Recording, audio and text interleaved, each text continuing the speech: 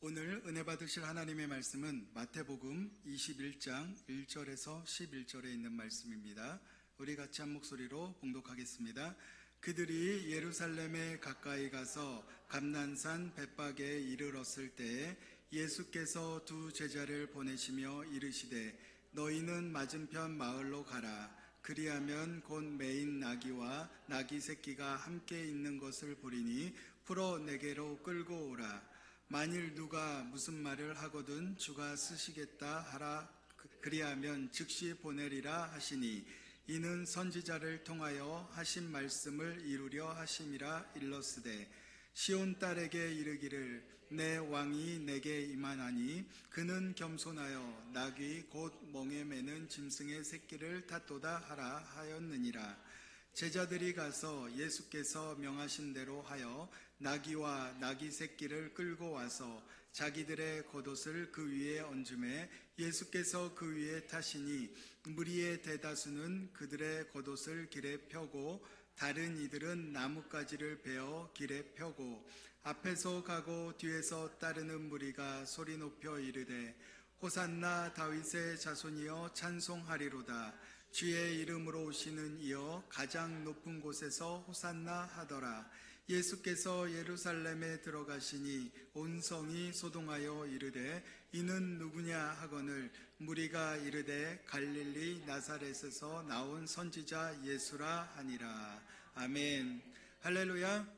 네, 우리 옆에 분들에게 인사 나눕니다. 예수님의 이름으로 사랑하고 축복합니다. 네, 한 번 더 인사 나눌 때 오늘 우리 가운데 주님의 축복이 함께합니다.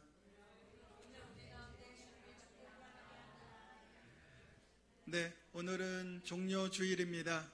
종려주일은 예수님께서 십자가에 달리시기 일주일 전에 이제 예루살렘 성에 들어올 때 많은 사람들이 종려나무 가지를 흔들고 예수님을 맞이한 그러한 상황 가운데 있어서 그걸 기념하면서 종려주일이라고 이렇게 부르고 있습니다. 오늘 종려주일에 오늘 본문 말씀 마태복음 21장 1절로 11절의 말씀을 통하여 호산나를 넘어 십자가로란 제목으로 함께 은혜를 나누고자 합니다. 따라 말씀하시겠습니다. 호산나를 넘어 십자가로. 호산나를 넘어 십자가로.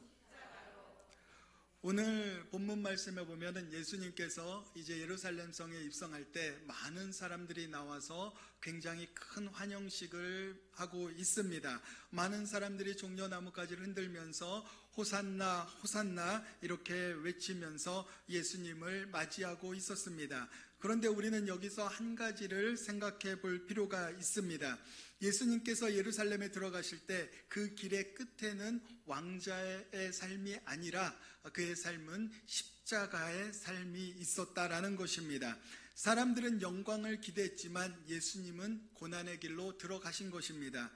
사람들의 눈에는 승리를 원했지만 예수님은 죄와 사망을 깨뜨리는 구원의 길을 가셨다라는 것입니다. 오늘 종려주일을 맞아서 우리는 묻지 않을 수가 없습니다. 오늘 나는 어떤 예수님을 이 시간 맞이하고 있는가? 나는 종려 가지를 흔드는 신앙인가? 아니면 십자가를 따르는 신앙인가? 우리는 내 자신을 한번 살펴봐야만 할 줄로 믿습니다. 오늘 본문을 말씀을 통해서 예수님의 예루살렘 입성이 우리에게 무엇을 말씀하시는지를 잠시 생각해 보면서 큰 은혜가 함께 하시기를 예수님의 이름으로 축원을 드립니다. 첫 번째로 예수님은 세상이 기대한 방식이 아니라 하나님의 방식으로 오시는 왕이시라는 것입니다. 따라 말씀하시겠습니다. 예수님은 세상이 기대한 방식이 아니라 하나님의 방식으로 오시는 왕이십니다. 우리 마태복음 21장 4절로 7절에 있는 말씀입니다. 같이 봉독하겠습니다. 이는 선지자를 통하여 하신 말씀을 이루려 하심이라. 일러스되 시온 딸에게 이르기를 내 왕이 내게 임하나니 그는 겸손하여 나귀 곧 멍에 매는 짐승의 새끼를 탔도다 하라 하였느니라. 제자들이 가서 예수께서 명하신 대로 하여 나귀와 나귀 새끼를 끌고 와서 자기들의 겉옷을 그 위에 얹음에 예수께서 그 위에 타시니. 아멘. 예수님께서 예루살렘에 들어가실 때 무엇을 타고 오셨습니까? 예수님은 화려한 전차가 아닙니다. 전쟁의 군마도 아닙니다. 예수님은 가장 낮고 초라한 나귀 새끼를 타고 올라오셨습니다. 이 장면은 우연이 아닙니다. 스가랴 9장 9절의 예언을 이루시는 사건인데요. 스가랴 9장 9절에 보면 이렇게 말씀하고 있습니다. 시온에 따라 크게 기뻐할지어다. 예루살렘에 따라 즐거이 부를지어다. 보라, 내 왕이 내게 임하나니 그는 공의로우시며 구원을 베푸시며 겸손하여서 나귀를 타시니 나귀의 작은 것 곧 나귀 새끼니라. 그렇습니다. 예수님은 분명히 왕으로 오셨습니다. 그렇지만 세상이 생각하는 왕의 모습으로 오신 것이 절대 아니라는 것입니다. 세상의 왕과 권력자들은 힘으로 다스리고 높아지려 자신을 과시합니다. 그러나 예수님은 온유와 겸손으로 이 땅 가운데 오셨다라는 것입니다. 마태복음 20장 28절은 이렇게 말씀합니다. 인자가 온 것은 섬김을 받으려 함이 아니라 도리어 섬기려 하고 자기 목숨을 많은 사람의 대속물로 주려 함이니라. 그렇습니다. 예수님은 우리 위해 군림하러 오신 것이 아니라 오히려 자기 자신을 우리들의 삶에 주시기 위해 이 땅 가운데 오셨다라는 것입니다. 그러므로 예수님의 왕권은 억압의 왕권이 아니라 구원의 왕권이요 정복의 왕권이 아니라 사랑의 왕권이라는 것을 우리는 반드시 알아야만 합니다. 우리도 종종 예수님을 세상 방식으로 기대할 때가 있습니다. 주님, 내 문제를 빨리 해결해 주세요. 주님, 내 삶을 편하게 해주세요. 주님, 내가 원하는 결과를 이루어 주옵소서라고 우리는 기도할 때가 있습니다. 물론 그런 기도도 할 수 있고 그러한 기도도 중요하고 그러한 기도를 통하여 응답도 반드시 받아야만 하는 것입니다. 그러나 종려주일에 예수님이 우리에게 보여주신 것은 나의 뜻이 아닌 하나님의 뜻이 이루어지기를 기도하는 삶이 더 중요하다라는 것입니다. 항상 우리는 나의 삶의 주관대로 늘 생각하고 있습니다. 그러므로 모든 것을 볼 때 내 중심으로 바라보고 내가 원하는 방식으로 모든 것을 바라보게 된다라는 것입니다.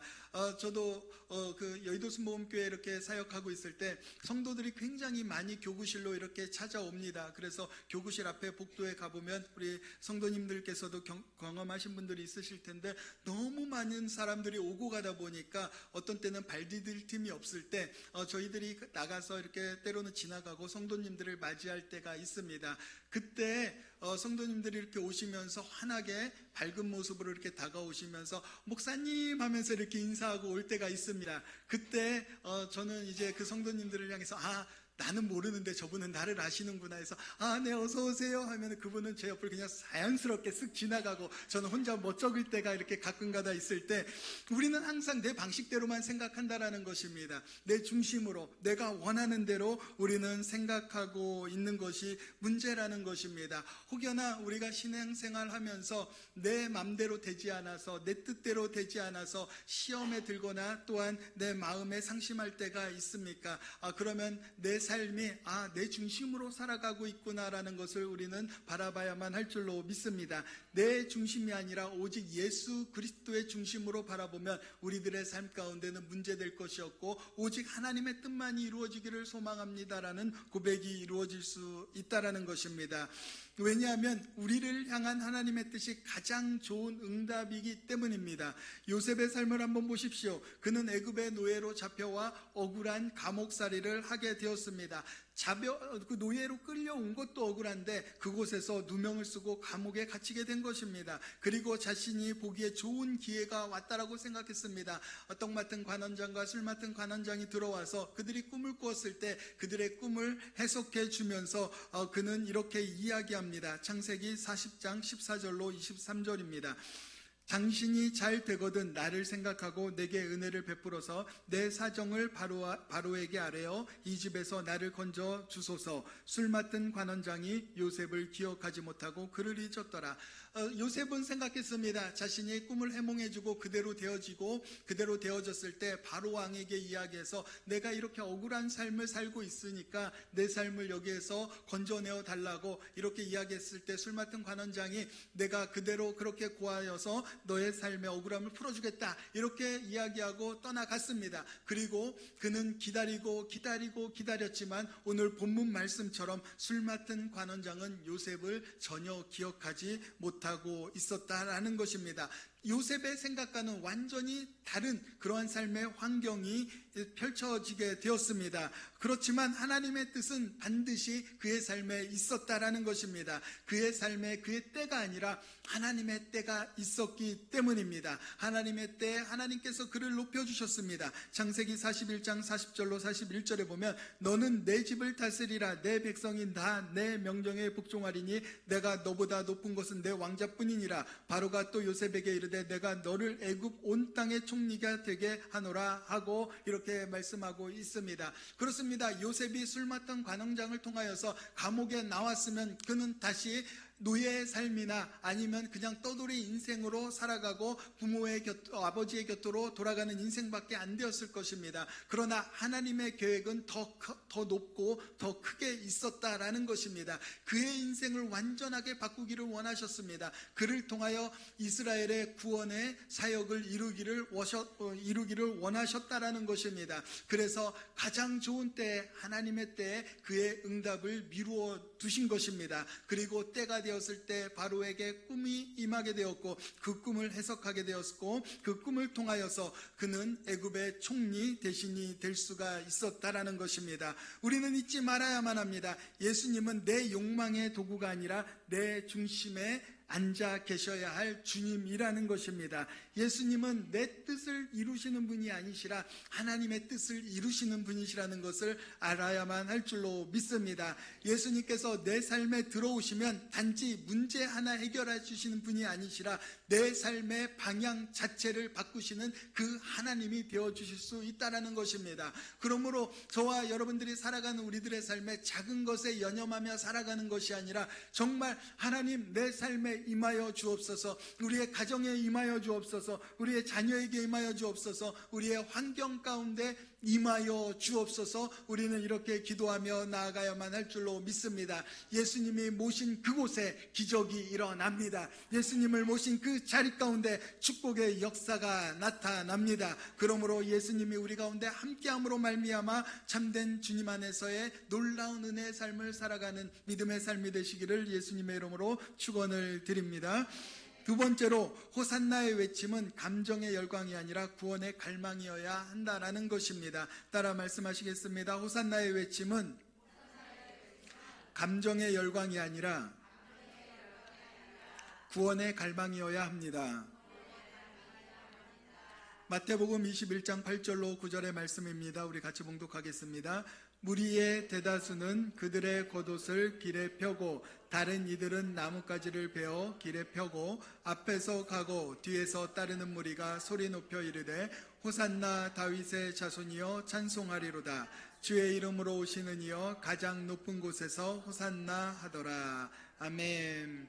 무리들은 예수님을 향해서 호산나 호산나 이렇게 외쳤습니다.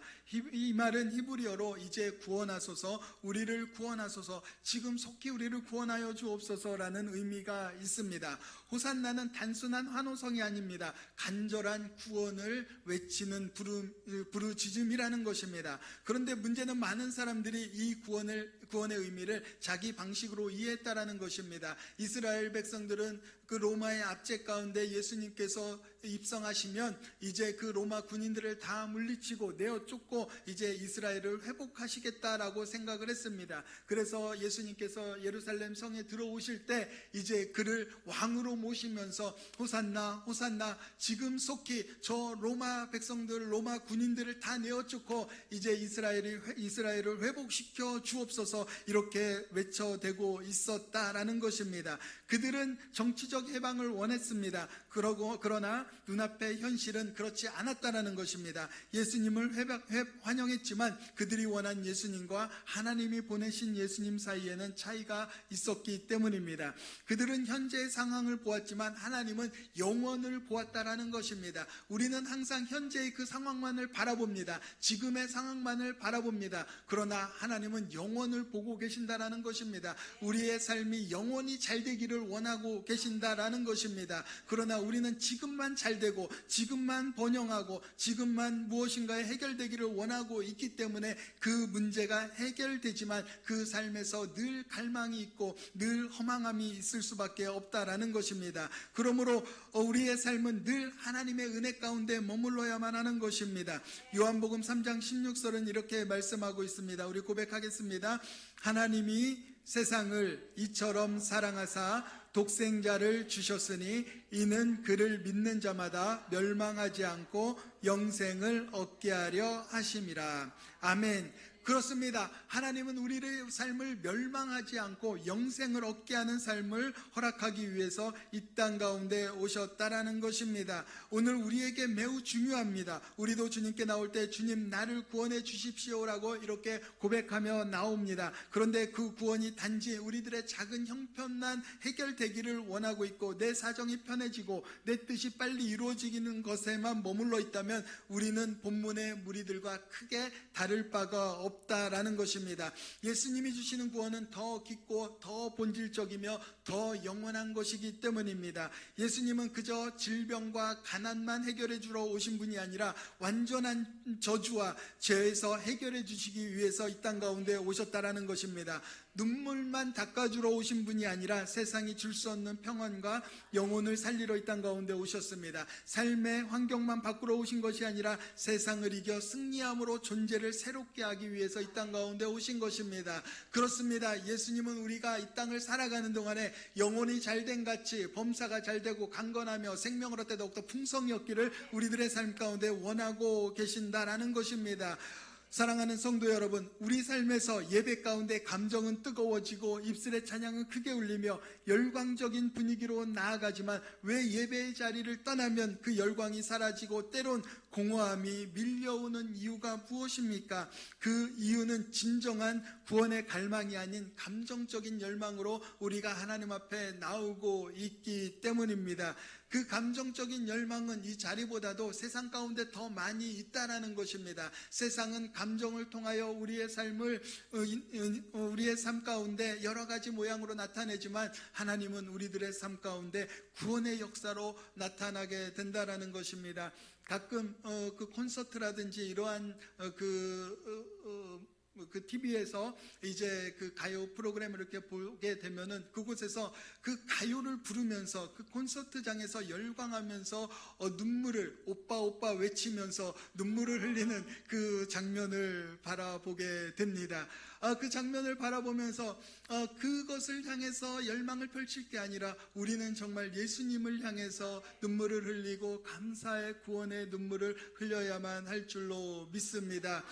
오늘 이 시간 김영웅이 이곳에 와서 노래를 부른다면 여러분들 눈물을 흘릴 분들이 있을까요? 네, 잘 모르겠지만 어찌되었든 여러분들 김영웅보다도 예수님이 더 좋은 분이십니다. 우리가 찬양하는 그 입술이 주님 안에서 더 귀하고 복된 입술이 될 줄로 믿습니다.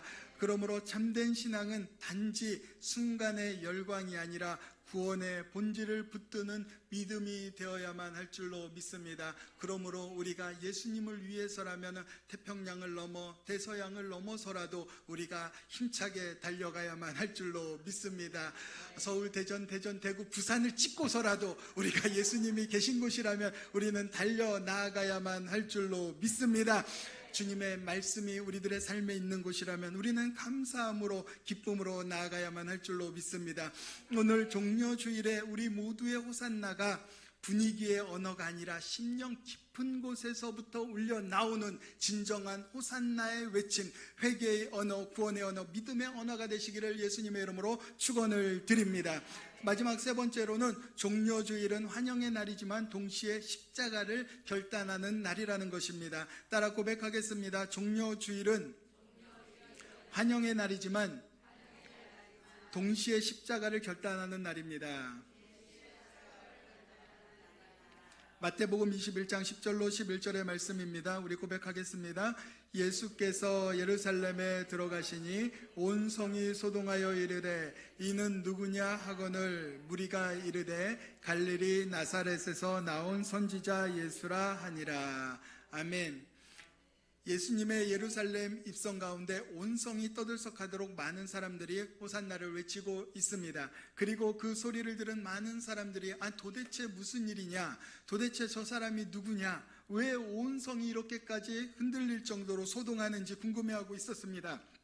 그들은 그 주인공이 나사렛 예수라는 것을 알게 됩니다. 그러나 그들은 예수님이 가야 할 길을 전혀 알지 못했습니다. 그들은 서로 수근수근거립니다. 이제 예수님께서 오셔서 로마 군인들을 다 물리쳐 주실 거야. 이렇게 그들은 수근수근거리면서 있었습니다. 그런데 예수님은 그렇지 않았다라는 것입니다.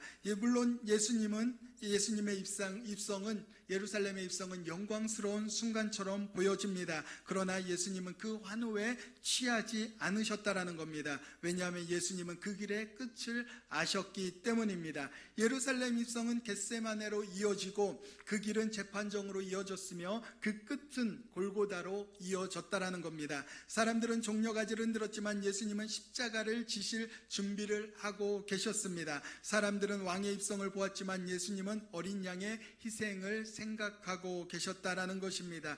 바로 이것이 종려주일의 핵심입니다. 종려주일은 단지 예수님을 환영하는 주일이 아니라 예수님과 함께 십자가의 길로 들어가는 결단의 주일이기 때문입니다. 오늘로부터 우리들의 삶은 이제 내일부터 고난주간으로 들어갑니다. 고난주간 우리 또한 예수님의 십자가의 길, 그 순교자의 삶을 우리 또한 걸어가야만 할 줄로 믿습니다. 오늘 우리가 걸어가는 이 길, 우리가 숨쉬며 살아가는 이 순간순간마다 주님의 십자가를 생각해야 할 줄로 믿습니다.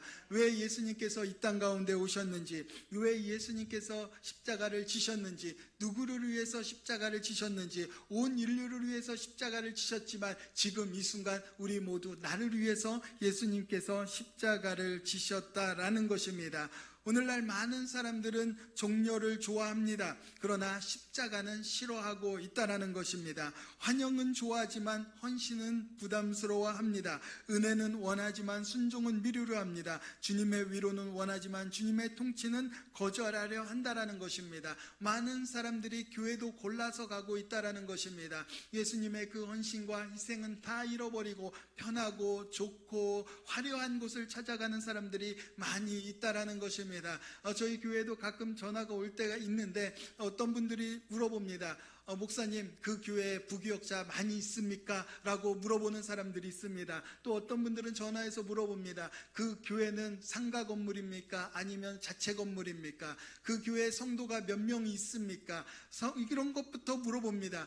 제가 볼 때 정말 안타까웁니다. 정말 물어볼 때 그 교회에 성령 충만합니까? 예수님이 그곳에 있습니까? 따뜻함이 있습니까? 사랑이 있습니까? 그것이 먼저 우선시돼야만 함에도 불구하고 많은 사람들은 자신의 삶에 편하고 자신이 원하는 방식으로 예수님을 만나고 예수님을 믿기를 원한다라는 것입니다. 그러나 하나님은 원하시는 것이 어디인지 우리는 생각해야만 합니다. 많은 사람들은 좋은 곳, 화려한 곳, 그리고 깨끗한 곳에 가기 원했습니다. 그러나 예수님은 절대 그렇지 않았다라는 것입니다. 예수님은 죄인들과 함께 있었습니다. 세리들과 함께 있었다라는 것입니다. 사람들이 찾아가지 않는 그러한 곳에 예수님은 찾아가셨습니다. 그리고 많은 사람들을 위로해 주시고 많은 사람들에게 구원을 주시고 많은 사람들을 치료해 주시고 많은 사람들을 회복해 주셨다라는 것입니다. 그리고 그곳에 기쁨이 있었고 그곳에 감사가 있었고 그곳에 축복이 있었다라는 것입니다. 그러므로 저와 여러분들이 있어야 할 곳이 어디입니까? 예수님이 계신 그곳에 저와 여러분들이 있어야만 할 줄로 믿습니다. 그곳이 화려하지 않아도, 그곳이 완벽하지 않아도, 그곳이 완전하지 않아도, 그곳에 성도가 많지 않아도, 그곳에 삶에 문제가 많이 있어도 그곳에서 내가 예수 그리스도를 위하여 헌신하고 내가 예수 그리스도를 위해서 순종하고 내가 이 교회를 위해서 몸을 들여서 나아갈 수 있는 그곳이 있다면 그곳에 우리가 나아가야만 할 줄로 믿습니다. 그곳에 예수 그리스도께서 계시기 때문입니다. 우리의 교회는 사랑이 많아야만 합니다. 헌신이 많아야만 합니다. 순종이 많아야만 합니다. 따뜻함이 많아야만 합니다. 사람을 골라서 바라보는 것이 아니라 정말 예수님의 마음으로 모든 것을 바라보며 나아가는 우리 모두의 삶이 되어져야만 할 줄로 믿습니다. 예수님께서 이렇게 말씀하고 있습니다. 마태복음 16장 24절에 있는 말씀입니다. 이에 예수께서 제자들에게 이르시되 누구든지 나를 따라오려거든 자기를 부인하고 자기 십자가를 지고 나를 따르는 것이니라. 그렇습니다. 종려주일은 우리에게 선택을 요구합니다. 나는 예수님을 내 기대에 이루어 줄 분으로 믿고 있는가, 아니면 내 삶 전체를 맡길 주님으로 믿고 있는가. 교회에 오면은 나를 부인하는 삶이 되어져야만 하는 것입니다. 이 말씀을 듣고 우리가 세상 가운데 나아가서도 나를 부인하는 삶으로 살아야만 하는 것입니다. 나는 죽고 예수로 살아가는 우리들의 삶이 되어져야만 할 줄로 믿습니다. 기쁠 때나 슬플 때나 높을 때나 낮을 때나 끝까지 예수님을 따라가는 우리의 모든 삶이 되어져야만 할 줄로 믿습니다. 그래서 교회에서는 내 이름이 절대로 나타나서는 안 됩니다. 내 모습이 절대로 나타나서는 안 됩니다. 오직 예수 그리스도의 삶의 모습이 있어야만 할 줄로 믿습니다. 사랑하는 성도 여러분, 고난주간을 시작하는 이 종료주일에 우리의 신앙을 우리는 살펴봐야만 합니다. 예수님을 향한 사랑이 진짜인지, 예수님을 향한 헌신이 깊어지고 있는지, 예수님을 따라가는 삶이 실제로 우리의 삶에 이루어지고 있는지 우리는 살펴봐야만 할 줄로 믿습니다. 예수님은 오늘도 우리의 마음의 예루살렘으로 들어오고 계십니다. 그분은 내 삶의 문 앞에 서 계십니다. 우리는 그 예수님을 어떻게 맞이하겠습니까? 단지 박수와 말로만 환영하겠습니까? 아니면 내 마음의 문을 열고 내 고집과 아집을 내려놓고 내 삶의 주인으로 오직 예수님만이 내 삶에 나타나기를 원합니다라는 모습으로 예수님을 맞이하고 그 삶의 자리를 예수님께 내어드리겠습니까? 사랑하는 성도 여러분, 종료주일은 화려한 날 같지만 사실은 매우 무거운 날입니다. 왜냐하면 종료주일은 십자가를 향해 걸어가시는 예수님의 발걸음이 보여지고 있기 때문입니다. 예수님은 군중의 기대를 만족시키기 위해 예루살렘에 들어가신 것이 아닙니다. 하나님의 뜻을 위해 그 자리에 들어가신 것입니다. 우리의 죄를 위해서 그 자리에 들어가신 것입니다. 우리를 살리기 위해서 예수님께서 그 자리에 들어가신 것입니다. 그러므로 오늘 우리의 고백이 단지 호산나에서 끝나는 것이 아니라 이번 고난주간 예수님의 십자가를 더욱 깊이 묵상하는 한 주간 되시기를 바랍니다. 형식적인 절기가 아니라 내 심령이 흔들리고 내 믿음이 새로워지며 내 삶이 다시 주님께로 돌아가는 은혜의 시간이 되시기를 주님의 이름으로 축원을 드립니다. 종려를 흔드는 손에서 끝나지 말고 십자가를 붙드는 그러한 믿음의 삶으로 나아가십시오. 환호하는 입술에서 끝나지 말고 순종하는 삶으로 응답하시길 주님의 이름으로 축원을 드립니다. 이번 한 주간 우리의 삶의 목표가 아닌 정말 주님의 십자가를 지고 그 십자가를 따르는 삶이 되어서 우리가 작은 예수로 살아가는, 또 세상 가운데 그리스도의 향기를 바라는 그러한 복된 믿음의 삶이 되시기를 예수 그리스도의 이름으로 축원을 드립니다.